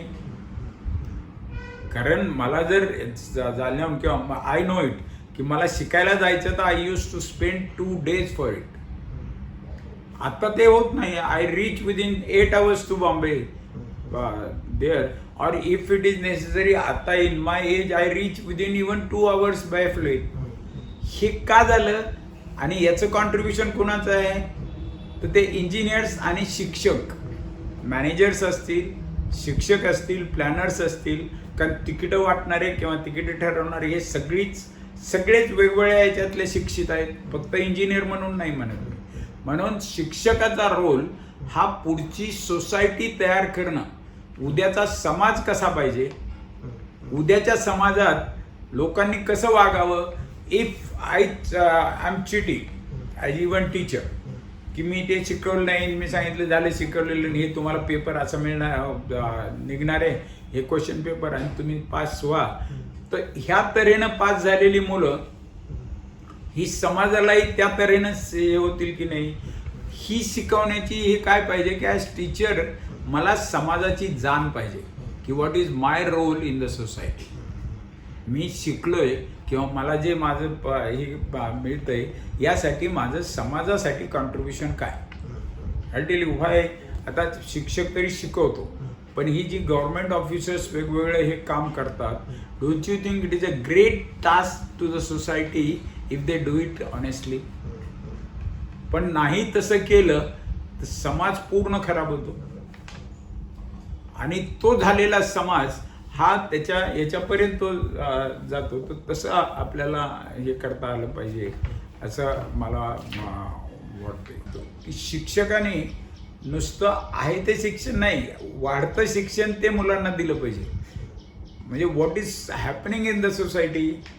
उद्या आता एक इंजिनियर आहे, त्याला उद्याचं इंजिनिअरिंग काय आहे हे त्याला समजलं पाहिजे, ते त्यांनी मुलांना तशा सहजतेनं समजून सांगितलं पाहिजे. ते करणार नाहीत इमिजिएट. विमान मी तयार करणार नाही, पण विमान कसं तयार करतात किंवा विमान कसं उडतं हे मला माहीत असलं तर माझा इंटरेस्ट हे होतं की देर इज अ रोल. तोफ हे पॅटर्न टँक बनवले आपण किंवा आधी आपण बाहेरून आणले, पण आता आपण आपले बनवतो आहोत. दॅट इज पॉसिबल की if I understand it how it is done and why it is to be done. हे दोन व्हॉट, हाऊ अँड वाय हे सगळे झाले तर बिलकुल हे होतं. आणि हे शिक्षकांनी समजलं पाहिजे, particularly the professors, that their role is not to convey the information but to convince the people why the information is required. हे तशा अर्थाने आलं पाहिजे.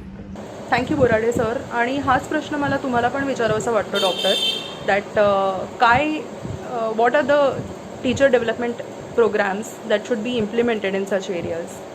आता टीचर्स ट्रेनिंग प्रोग्रामबद्दल जर बोलायला गेलो आपण, तर जसं बोराडे सरांनी सांगितलं ते मला एकदम पटलं की टीचरच्या माइंडसेटवर काम करणं अतिशय गरजेचं आहे.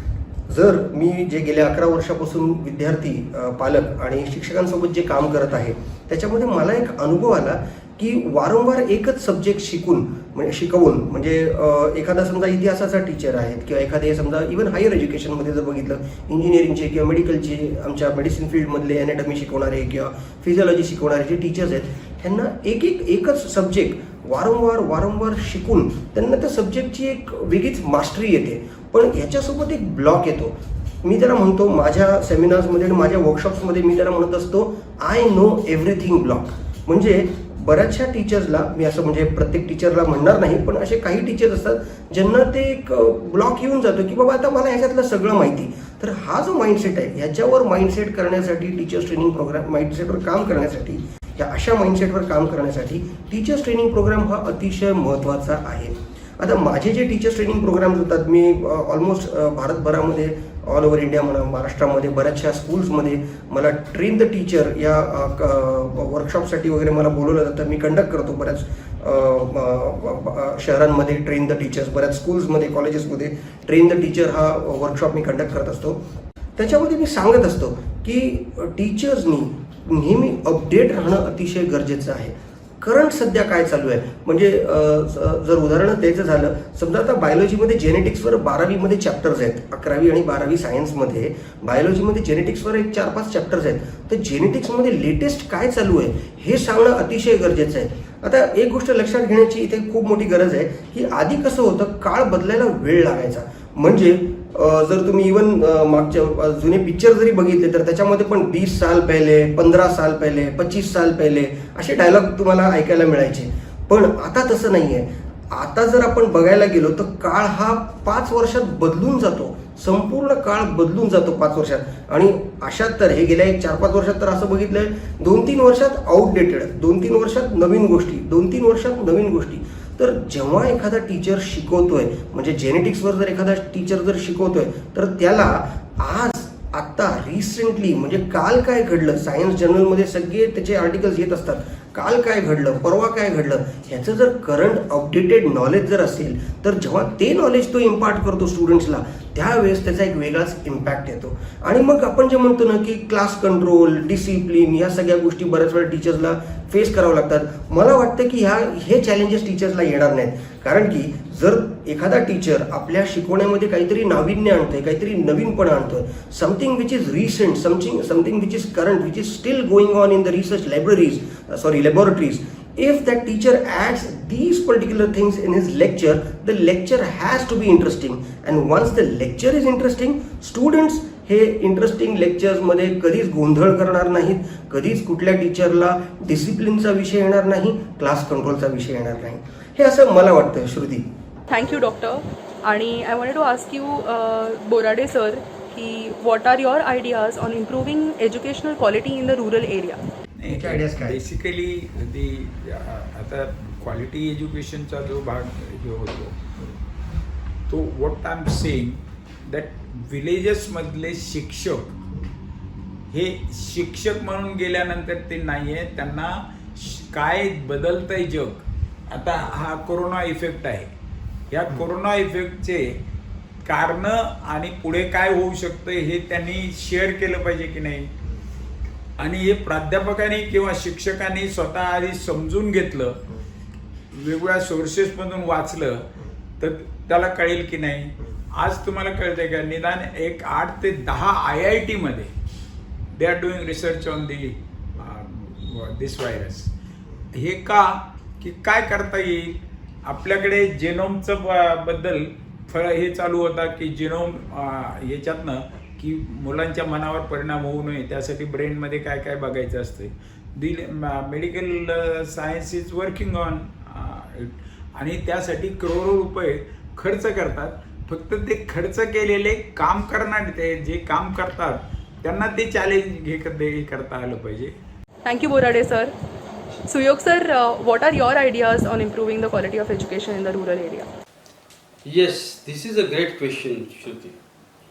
The technology will play a vital role in changing the scenario in the rural education.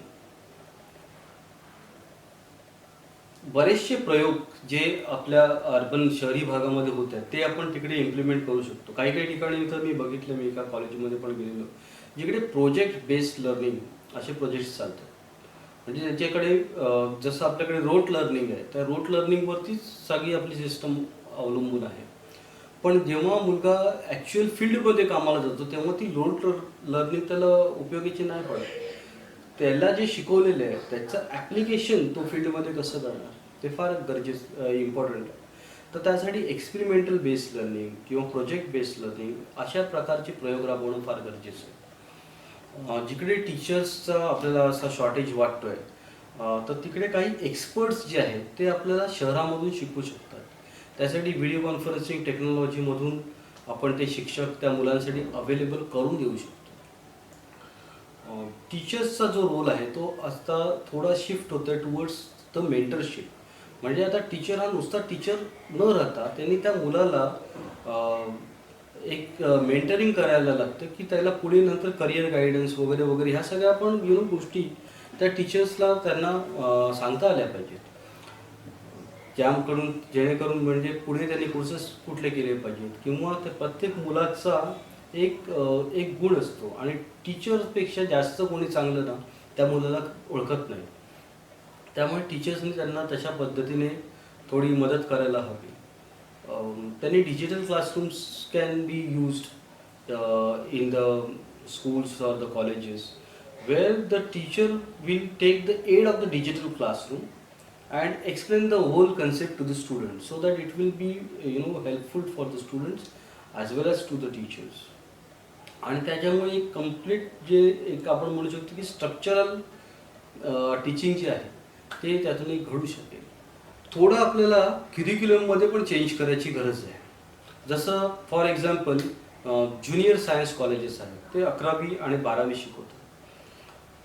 मुलांना जे सायन्समध्ये जी मुलं जातात त्याच्यापैकी जवळजवळ 60% मुलं त्यांना इंजिनिअरिंग किंवा मेडिकलला जायचं असतं. तर इंजिनिअरिंग किंवा मेडिकलला जाण्यासाठी जी ॲडमिशनची जी कॉम्पिटिटिव्ह एक्झाम आहे जो क्रायटेरिया आहे तो 12वीचा बेस नाही आहे. तर दॅट इज 12वीच्या मार्कांवरती ते अवलंबून नसतं. तर त्याच्यासाठी IIT JEE, CET, JEE main किंवा नीट यासारख्या एक्झाम्स द्याव्या लागतात. पण त्या एक्झाम्सचं प्रिपरेशन कसं करायचं हे कॉलेजमध्ये शिकवलंच जात नाही. मग त्या मुलांकडे पर्याय राहतो की त्यांना मध्ये बाहेर कोचिंग क्लासेस लावावे लागतात आणि हे कोचिंग क्लासेस जे आहेत ते त्यांची फीस ही बऱ्यापैकी हाय असते, प्रत्येकाला परवडतेच असं नाही. त्यामुळे जर का असा काही प्रकल्प करता आला ज्याच्यामध्ये कॉलेजेसमध्येच ह्या कॉम्पिटिटिव्ह एक्झाम्सचं पण जर का ट्रेनिंग दिलं गेलं तर ते मुलांना जास्त फायदेशीर होऊ शकतं. मग त्यासाठी आपण काही एक्सपर्ट फॅकल्टी जी आहेत ते आपण अवेलेबल करून देऊ शकतो. शहरामधून व्हिडिओ कॉन्फरन्सिंगच्या माध्यमातून देखील ती मुलांपर्यंत पोहोचू शकतात. तर असे काहीतरी अभिनव प्रयोग करून वी शुड मेक शुअर की रुरल एज्युकेशनची क्वालिटी आपण जास्तीत जास्त प्रमाणात वाढवू. Thank you Suyog sir. Borade sir, मला तुम्हाला विचारायचं आहे दॅट आता already the government has implemented a lot of policies in developing rural education, but what other policies according to you should be implemented by the government to supplement or support rural education? Look, no, basically the rural education should go first to the masses. आतापर्यंत कसं आहे की अजून आपण 50-60% पोचलो नाही. तिथे झाल्यानंतर त्यातली जी चांगली मुलं आहेत त्यांना शिकता आलं पाहिजे, यासाठी सरकारने सोय केली पाहिजे. नाही तर त्यांची पैशाची काय हे आहे, त्यांचं काय याबद्दलचं, कारण that is investment for future India. तिकडून that is investment for future India. लक्षात आलं की नाही? तर ते हे झालं पाहिजे. Thank you Borade sir. आणि डॉक्टर, तुम्हाला ह्याच्यावर तुमचं याच्यावर काय म्हणणं आहे? गव्हर्नमेंटच्या पॉलिसीजमध्ये बोलायचं म्हणजे बट स्टील जर आपण विचार केला गव्हर्नमेंटनी काय काय पॉलिसीज, नवीन काही पॉलिसीज इम्प्लिमेंट केल्या पाहिजेत का, तर माझं प्राथमिक म्हणणं तर हेच असणार आहे की गव्हर्नमेंटच्या ज्या एक्झिस्टिंग पॉलिसीज आहेत त्या खरंच चांगल्या आहेत, बऱ्याचशा पॉलिसीज खूप चांगल्या आहेत. पण ग्राउंड लेवलवर जेव्हा आपण गोष्ट करतो रुरल भागाची, ग्रामीण भागाची किंवा जे म्हणजे डोंगरी भाग आहे किंवा दुर्गम्य भाग आहे, ह्या भागामध्ये ह्या पॉलिसीज ह्या कितपत इम्प्लिमेंट होतात ह्याच्यावर एकदा बघणं गरजेचं आहे. म्हणजे माझं नेहमी असं म्हणणं असतं की ज्या एक्झिस्टिंग पॉलिसीज आहेत त्या जर व्यवस्थित इम्प्लिमेंट केल्या गेल्या तर मला नाही वाटत की काय फार एज्युकेशनमध्ये फार जास्त काय प्रॉब्लेम्स असू शकतील. सो मला म्हणजे रादर दॅन इम्प्लिमेंटिंग और suggesting some new policies, first we should see to it that whether the existing policies are being implemented 100% or up to totality, are they been implemented in totality. हे जर आपण बघितलं तर मला वाटतं त्यांनी बऱ्यापैकी फरक पडेल. दुसरं जर समजा जर त्याच्यामध्ये जर काही समजा हे करायचंच असेल, आपल्याला अजून काही इम्प्रूव्हमेंट जर करायचीच असतील तर मी परत म्हणेन की ग्रामीण भागाचं इन्फ्रास्ट्रक्चर हे नीट करणं अतिशय गरजेचं आहे. आणि स्पेसिफिकली जेव्हा आपण डिजिटल इंडिया, डिजिटल एज ह्याच्याबद्दल जेव्हा बोलतो तेव्हा इन्फ्रास्ट्रक्चर म्हटलं की डिजिटल इन्फ्रास्ट्रक्चर हा इम्प्रूव्ह करायची अतिशय गरज आहे. म्हणजे आता रिसेंटलीच आमचे एक ओळखीचे होते, त्यांची एक NGO संस्था आहे, त्यांनी एका तालुका लेवलच्या स्कूलला डिजिटल बोर्ड हे डोनेट केले. मला असं वाटतं की हे डिजिटल बोर्ड किंवा कॅमेरा थ्रू ऑनलाईन एज्युकेशन वगैरे जे चालतं हे ग्रामीण भागापर्यंत आता पोचलं पाहिजे. तर मग अशा गोष्टी जर शासनाने डिजिटली जर ज्या ग्रामीण भागातल्या ज्या शाळा आहेत त्यांना जर डिजिटली जर इम्प्रोव्हाइज जर केलं तर that will make a ट्रेमेंडस difference in that. अजून एक संकल्पना मी आत्ताच रिसेंटलीच एक आमचे मित्र आहेत त्यांच्याकडनं ऐकली, ती अतिशय चांगली संकल्पना आहे. त्याला ते म्हणतात की एज्युकेशन ऑन व्हील्स किंवा चालती फिरती शाळा. ही जेव्हा मी त्याच्याबद्दल अजून डिटेलमध्ये विचारलं की नक्की होतं काय, तर ज्या भागामध्ये विद्यार्थी शाळेत जात नाहीत, व्यवस्थित शिकत नाहीत किंवा बेसिक रीडिंग, रायटिंग, लिस्निंग जी स्किल म्हणतो ना आपण, ह्या ज्या 4 स्किल्स आहेत, ह्या ज्या बेसिक स्किल्स आहेत त्या स्किल्स ज्या विद्यार्थ्यांपर्यंत पोचू शकल्या नाहीत तशा गावामध्ये जवळपासच्या शहरामधून गाडीमध्ये, बसमध्ये किंवा आपल्या व्हॅनमध्ये काही शिक्षक आपले बोर्ड, चॉक्स, पुस्तकं वगैरे घेऊन ते जातात आणि तिथे आठवड्यातून 3दा किंवा आठवड्यातून 4दा शाळा भरली जाते. गावामध्ये, पटांगणामध्ये म्हणा किंवा झाडाखाली म्हणा, अशा ठिकाणी ही चालती फिरती शाळा ही अतिशय चांगली संकल्पना आहे. म्हणजे शासनाने ह्याच्यावर सुद्धा जर काम केलं तर त्यांनी खरंच असं मला वाटतं की त्यांनी बऱ्यापैकी फरक पडेल. आणि याच्यामध्ये जे मी जर काही शेवटचं जर म्हणजे सांगायचं गेलं की गव्हर्नमेंटच्या काय पॉलिसीजमध्ये आपण चेंजेस करू शकतो, तर गव्हर्नमेंटच्या कमिटीज असतात आणि त्या कमिटीजवर जे मेंबर्स असतात हे शासनाचेच अधिकारी असतात, एज्युकेशन डिपार्टमेंटमधले मोठे ऑफिसर्स असतात, कर्मचारी असतात. पण माझ्या माहितीप्रमाणे त्या कमिटीजवर प्रायव्हेट स्कूलच्या प्रिन्सिपल्सला किंवा ट्रस्टीजला जनरली घेतलं जात नाही. तर मला या माध्यमातून आपल्या महाराष्ट्र एज्युकेशन फोरमच्या माध्यमातून मला हे सांगणं इथे मी सांगू इच्छितो की जर यदाकदाचित अशा कमिटीजवर स्पेसिफिकली ग्रामीण भागामध्ये तिकडच्या प्रायव्हेट स्कूलच्या प्रिन्सिपल्सला किंवा डायरेक्टर्सला किंवा तिकडच्या ट्रस्टीजला जर आपण कमिटीवर जर मेंबर म्हणून घेतलं तर ते सुद्धा बरेचसे चांगले बदल हे शिक्षण क्षेत्रामध्ये बरेचसे चांगले बदल ते सुचवू शकतात. Over to you Shruti. Thank you, Doctor. Can setting up a local brand stop the inflow of students from rural areas to the cities? आता ग्रामीण भागातून जे विद्यार्थी शहरी भागाकडे जातात, म्हणजे we are talking about the students who leave their villages and go to the urban areas for education purpose. तर ह्या गोष्टीला जर आपल्याला थांबवायचं असेल तसं पहिलं तर आपण हे बघितलं पाहिजे की जेव्हा विद्यार्थी ग्रामीण भागातून शहरामध्ये जातो तेव्हा त्याला तिथे फार अडचणी येत असतात. म्हणजे त्याची राहायची सोय, खायची सोय, हे जे एक्सपेन्सेस आहेत, प्लस त्या नवीन वातावरणामध्ये जेल व्हायचं, तिथे त्यांच्यासोबत मिक्स व्हायचं, परत त्याला जो ऑलरेडी एक थोडासा एक कुठेतरी इन्फिरियरिटी कॉम्प्लेक्स असतो की I belong to a smaller town और I belong to a rural area, ह्या कॉम्प्लेक्सच्या वर मात करायची, अशा काही अडचणी तुम्ही ह्या ग्रामीण भागाच्या विद्यार्थ्यांच्या तुम्हाला रेग्युलरली बघायला मिळतील.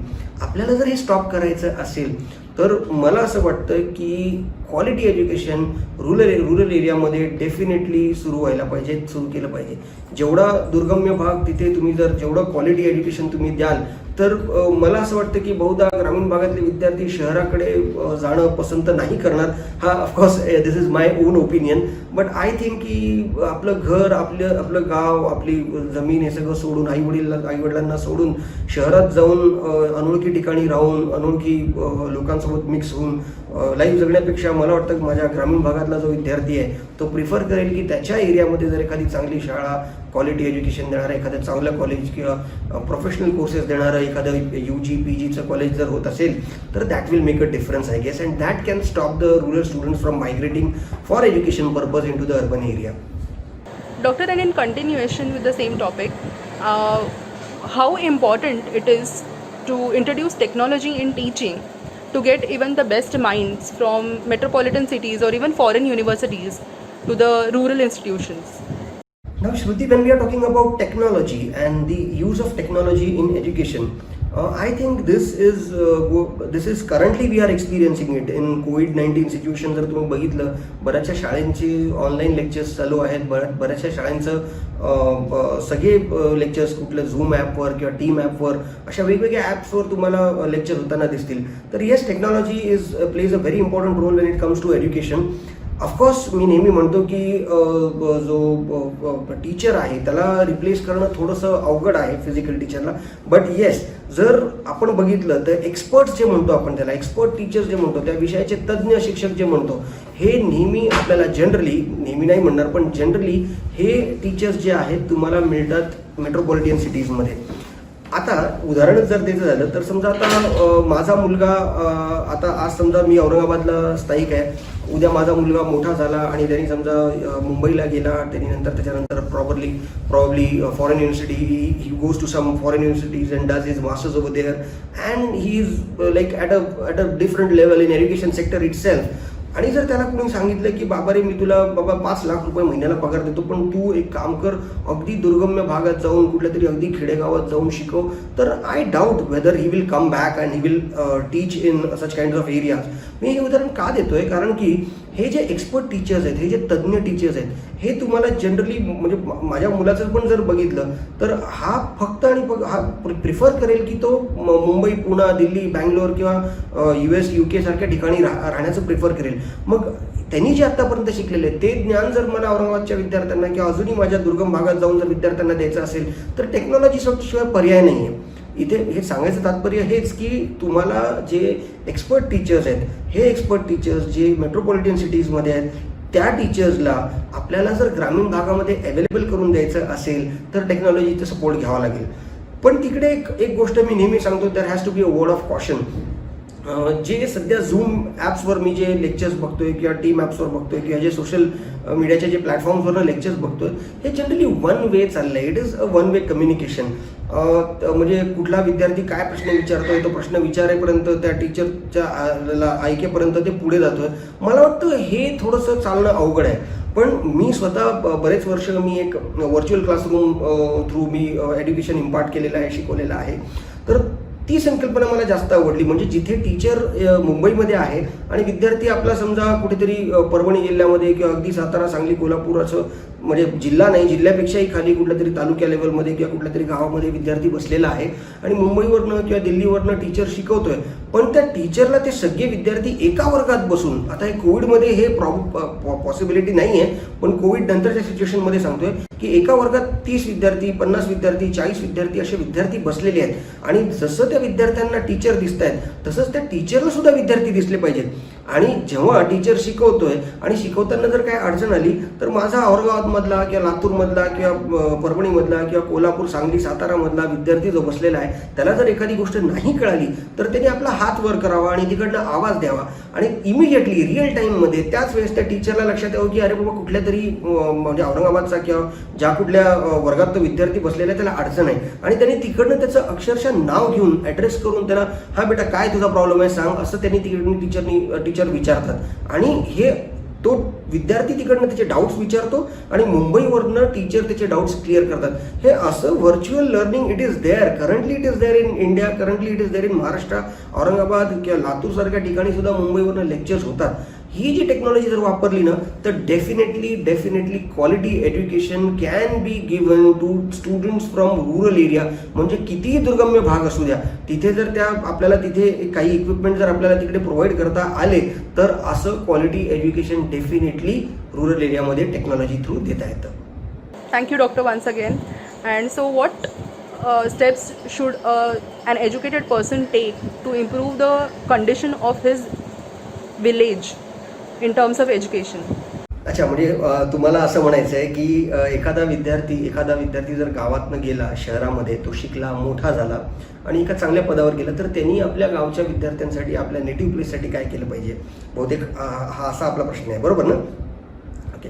सो माझं असं म्हणणं राहील की असा विद्यार्थी जो गावातून बाहेर गेला, शहरात गेला, शिकून सवरून मोठा झाला, ह्यांनी हा बराच काही करू शकतो आपल्या गावातल्या मित्रांसाठी, नातेवाईकांसाठी. To start with he can start motivating the students. म्हणजे जे विद्यार्थी आहेत आज बघतात, खेडेगावामध्ये बघितलं आपण किंवा ग्रामीण भागामध्ये बघितलं तर बरेचसे विद्यार्थी पण भरकटत चाललेले आहेत. तर त्यांना मोटिवेट करणं अतिशय गरजेचं आहे की बाबा रे बघा मी इथूनच निघालो, तुमच्यातूनच निघालो आणि आज मी या पदापर्यंत जाऊन पोचू शकलो. तर motivating the youth is really a good job that can be done by people like him. Secondly he can sponsor a friend, sponsor a relative. कोणतरी एक नातेवाईक आहे, त्याला समजा त्याच्याकडे पैसे नाही आहेत शिकायला, तर तो ती स्पॉन्सर त्यांना करू शकतो. तो एज्युकेशन इन्स्टिट्यूट्सला मोटिवेट करू शकतो की बाबा रे तुम्ही आमच्या गावाकडे शाळा काढा किंवा महाविद्यालय काढा किंवा प्रोफेशनल कोर्सेस काढा.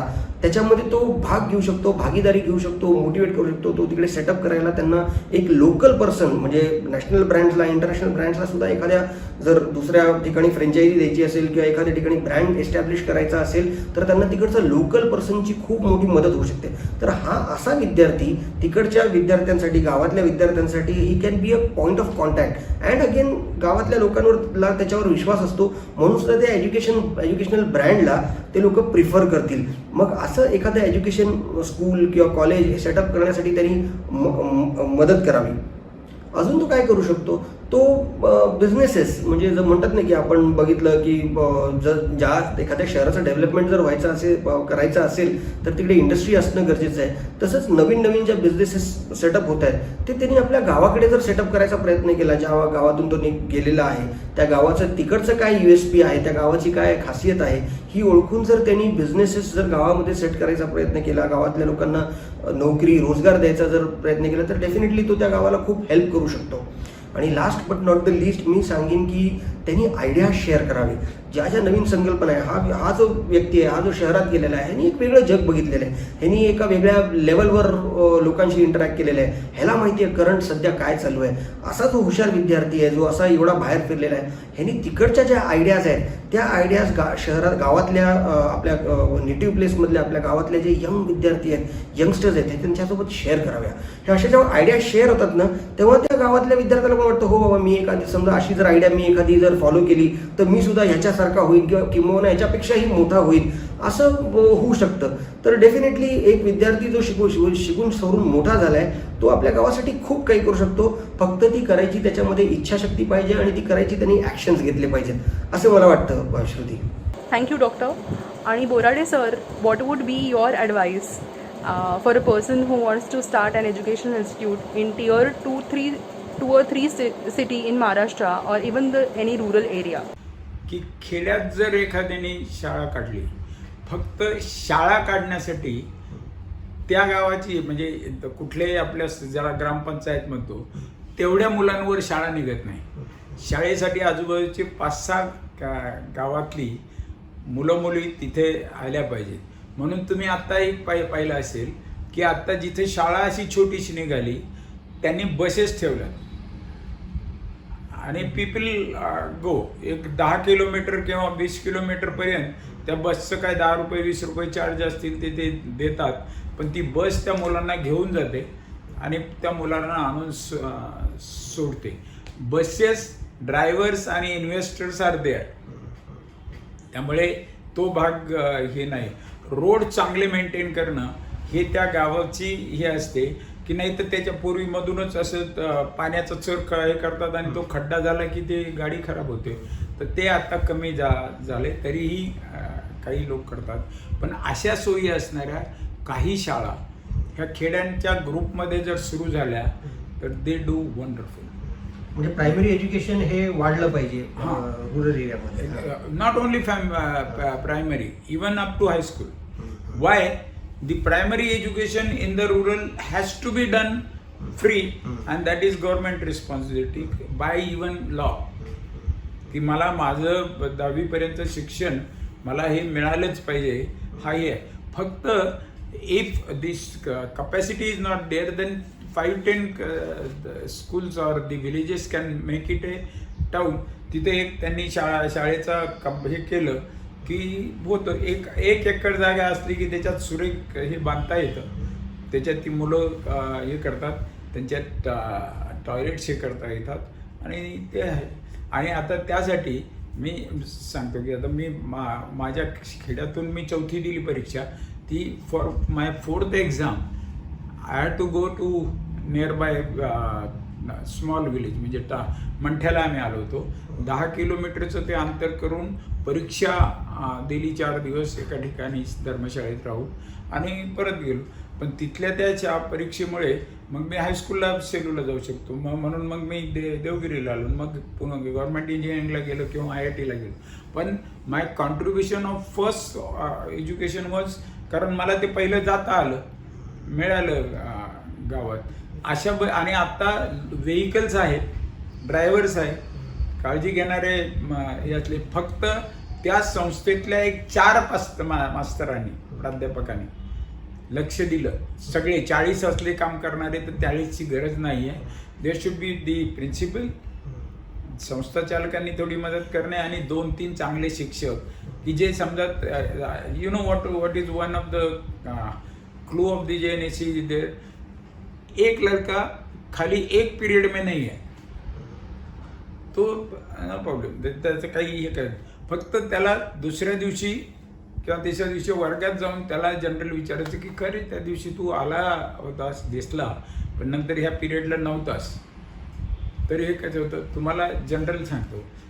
JNAC was the first school और college in Maharashtra having cameras in the class. आणि दॅट वॉज फर्स्ट. नो हे मग नंतर यांनी सुरू केले. तर ते कॅमेरे लावले होते का, आणि ते कशासाठी, प्राध्यापक काय शिकवतो त्यासाठी नाही आहे, मुलांच्याकडे फक्त हे करायचं. आणि दॅट वॉज कॅमेरा, म्हणजे your face is there, what you are doing is also there याच्यातून. आणि if you are not there in the class, you are not there is also on record. तर हे आपण कधी केलंय, मला वाटते पहिले 8 कॅमेरे का 10 कॅमेरे बसवले होते. That was done when we came here in say 88 और 90. आणि त्यावेळेस ते कॅमेरे याच्याहून मुंबईहून आणि दिल्लीहून आणले. आता तर इतकं सहज आहे की आता माझ्या घरात कॅमेरे हे आहेत.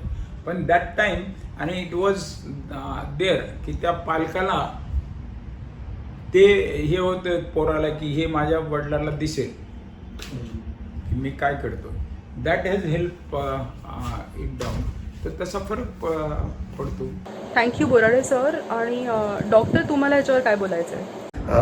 श्रुती, खरं सांगायचं झालं जर जे कुठले मोठे मोठे नॅशनल इंटरनॅशनल ब्रँड्स आहेत एज्युकेशनमधले, जे मोठे मोठे नावं आहेत, मी त्यांना अपील करीन या तुमच्या महाराष्ट्र एज्युकेशन फोरमच्या माध्यमातून की आमच्याकडे या, आमच्या ग्रामीण भागात या. तुम्ही जसं जसं जेवढ्या ग्रामीण भागात जाल तिकडे तुम्हाला दिसेल की खरंच टॅलेंट आहे इथे. ह्या टॅलेंटला डेफिनेटली एक्सप्लोअर करायला फक्त जागा नाही आहे, त्या टॅलेंटला बाहेर निघायला त्यांना रस्ते नाही आहेत. हे रस्ते, ही जागा एज्युकेशनल इन्स्टिट्यूट्स डेफिनेटली प्रोव्हाइड करू शकतात. मला इथे सांगू इच्छितो की तुम्ही जर अशा ग्रामीण भागामध्ये जर आलात आणि तिकडे जर डेव्हलपमेंट करायला सुरुवात केली तर डेफिनेटली हा बऱ्याचशा एज्युकेशनल इन्स्टिट्यूट्सला पण त्याचा फायदा होईल आणि ग्रामीण भागातल्या मुलांना सुद्धा फायदा होईल. तर एका वाक्यात जर सांगायचं झालं तर yes, my advice to the education institutes are please come down to rural areas, please establish your branches, franchises in rural area and impart a quality education to the rural people. Thank you, Shruti. आज खूप छान चर्चा झाली. प्रतापराव बोराडेंसारखं एक उत्तुंग व्यक्तिमत्व आज इथे आपल्याबरोबर होतं. रुरल एरियामध्ये एज्युकेशन ब्रँड डेव्हलप करण्यामध्ये त्यांचा चांगलाच हातखंडा आहे. आणि ग्रामीण भागाची परिस्थिती कशी आहे ह्यावरून तिथे कोणतं एज्युकेशन पद्धती राबवावी लागेल ह्याबद्दल त्यांनी सुरेख माहिती दिली. सुयोग पेंडकर सर आणि डॉक्टर यशपाल कदम सर यांनी सुद्धा टेक्नॉलॉजी आणि शिक्षणाची जोड किंवा सांगड कशी घालता येईल आणि ग्रामीण भागाचा जास्तीत जास्त विकास कसा करता येईल याबद्दल खूप चांगली माहिती दिली. याबद्दल दोघांचेही धन्यवाद आणि मनपूर्वक मी सगळ्या तिघांचेही आभार मानते. अशा पद्धतीच्या विविध विषयांवर चर्चा करण्यासाठी आपण सगळे पुन्हा भेटणार आहोत येत्या रविवारी, म्हणजेच 5 जुलैला संध्याकाळी 5:30 वाजता. धन्यवाद.